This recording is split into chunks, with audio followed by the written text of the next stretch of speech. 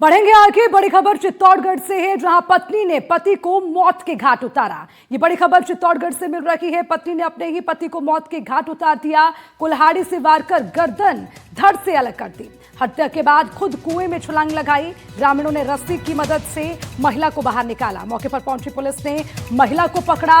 महिला का पति से किसी बात को लेकर विवाद हुआ था, यानी कि किसी बात को लेकर झगड़ा हुआ। उसके बाद इस पूरी घटना को अंजाम दिया गया। रावत भाटा क्षेत्र के तमलाव गांव की पूरी घटना बताई जा रही है।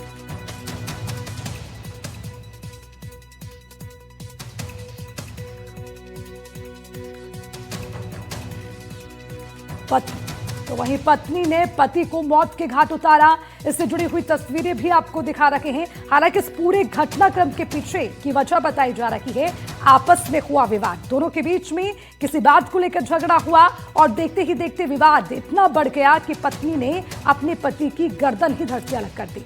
हालांकि उसके बाद खुद भी कुएं में छलांग लगा ली, लेकिन ग्रामीणों ने जैसे ही देखा तो रस्सी की मदद से महिला को बाहर निकाला गया। ये तस्वीरें भी लगातार आपको दिखा रहे हैं। और इसी खबर पर ज्यादा जानकारी के साथ हमारे संवाददाता सलमान हमारे साथ जुड़ गए हैं। सलमान, इस पूरे मामले पर क्या अपडेट है? क्या जो विवाद बताया जा रहा वही कारण रहा? किस तरह से महिला को बाहर निकाला गया? जरा पूरा अपडेट इस पर दीजिए।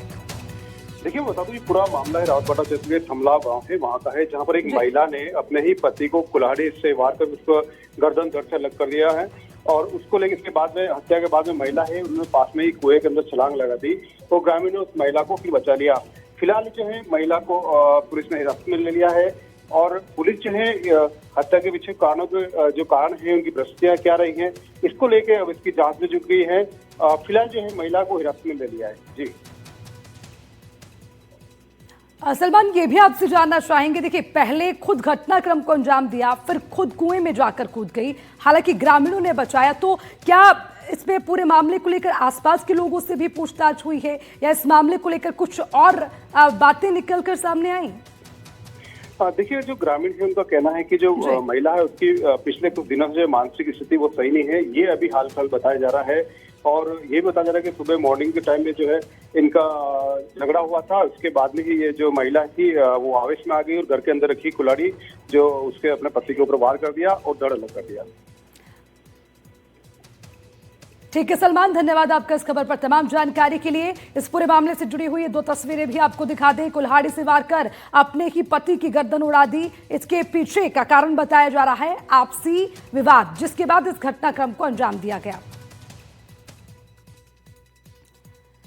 बढ़ेंगे आगे। छात्र संघ चुनाव पर बड़ी खबर। राजस्थान हाईकोर्ट ने सरकार को दी बड़ी राहत। ये बड़ी खबर आपको बता रखे हैं। इलेक्शन एक संवैधानिक अधिकार है, हाईकोर्ट की ओर से कहा गया। बड़ी राहत सरकार को। इलेक्शन एक संवैधानिक अधिकार के साथ ही हाईकोर्ट ने राहत दी है। इलेक्शन शिक्षा से ऊपर नहीं, ये साफ शब्दों में हाईकोर्ट ने कहा। हाईकोर्ट ने कहा कि सरकार से नीति बनाने की मांग है। चुनाव आयोग को भी इसके निर्देश दिए गए हैं। कॉलेजों में चुनाव कार्य नहीं करवाए जाएं। राजस्थान हाईकोर्ट ने छात्र संघ चुनाव मामले में सरकार को राहत देते हुए कहा, हाईकोर्ट ने चुनाव आयोग को दिशा निर्देश भी दिए। याचिका निस्तारित कर दी गई। हाईकोर्ट ने राज्य सरकार को निर्देश दिए हैं कि छात्रों के चुनाव के लिए नीति निर्धारित कर सकते हैं। कोर्ट ने यह भी कहा कि चुनाव एक संवैधानिक अधिकार है, लेकिन यह शिक्षा के अधिकार से ऊपर नहीं हो सकता।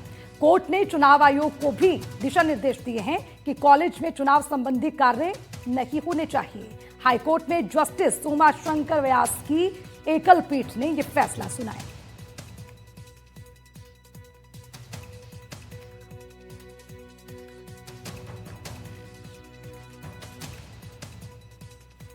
छात्र संघ चुनाव को लेकर एक फैसला सुरक्षित रखा गया था जस्टिस समीर जैन के द्वारा। जो फैसला आज सुना दिया गया है, फैसले में मुख्य तौर पर 2-3 बातें जो आई है सामने निकल कर, वो ये आई है कि जो छात्र संघ चुनाव है, वो छात्र संघ चुनाव डेमोक्रेटिक राइट है, लेकिन उस राइट को इलेक्शन कमीशन की वजह से एक 2 चीज़ें इसमें फैसले में आई है। एक तो डेमोक्रेटिक राइट है, दूसरा कि इलेक्शन कमीशन जो हमारे राजस्थान यूनिवर्सिटी के कैंपस को यूज़ करता है इलेक्शन के दौरान अपनी पेटियां रखने को, तो उनको भी निर्देशित किया गया है कि वो कई और वैकल्पिक जगह चुने, इसके लिए सुनिश्चित करें जहाँ पे वो अपने चुनाव की पेटियां रख सके। राजस्थान यूनिवर्सिटी का कैंपस प्योरली एजुकेशन के लिए है, तो कोर्ट ने ये भी माना है कि एजुकेशन राइट है जो सबसे ऊपर है। बिल्कुल, हमें उच्च न्यायालय से बहुत ज़्यादा उम्मीद थी कि वो छात्र संघ चुनाव का फैसला देंगे, पर उच्च न्यायालय ने जो फैसला दिया है हम उससे भी खुश हैं, क्योंकि उन्होंने एक कमेटी गठित करी है जिसके अंदर उन्होंने बोला है कि सभी जो राजस्थान के जितने भी विश्वविद्यालय हैं उनके जो यूनिवर्सिटीज़ के प्रतिनिधि है वो सभी 19 जनवरी को इस कमेटी का गठित होगा और उसके बाद वो कमेटी ही डिसाइड करेगी कि छात्र संघ चुनाव कब होंगे या कब नहीं होंगे। और एक जो विश्वविद्यालय के अंदर जो हमने जो रिट पिटिशन के अंदर हमने ये लगाया था कि जो छात्र संघ चुनाव नहीं होते हैं पर लोकसभा चुनाव और विधानसभा चुनाव के अंदर विश्वविद्यालय की जो बिल्डिंग है उसको यूज किया जाता है, जिससे आम विद्यार्थी की पढ़ाई है वो डिस्टर्ब होती है। तो इसमें उच्च न्यायालय ने विद्यार्थियों के पक्ष में एक फैसला दिया है कि अब राजस्थान विश्वविद्यालय की बिल्डिंग्स जो भी विश्वविद्यालय है प्रदेश के जितने भी, उनकी विधानसभा चुनाव और पार्लियामेंट चुनाव के अंदर उनकी बिल्डिंग को यूज नहीं किया जाएगा।